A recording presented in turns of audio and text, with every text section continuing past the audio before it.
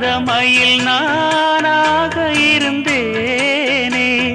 பூவோடு வரும் காற்றாக என்னை நீ சேர தெளிந்தேனே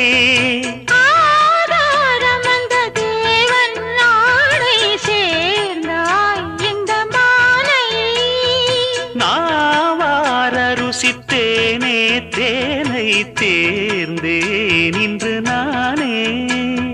வந்த துணையே வந்து அணையே அந்த முள்ள சந்திரனை சொந்தம் கொண்ட சுந்தரியே சாமி கிட்ட சொல்லி வச்சு சேர்ந்தது இந்த செல்ல கிளியே இந்த பூமியுள்ள காலம் மட்டும் வாழும் இந்த அன்பு கதையே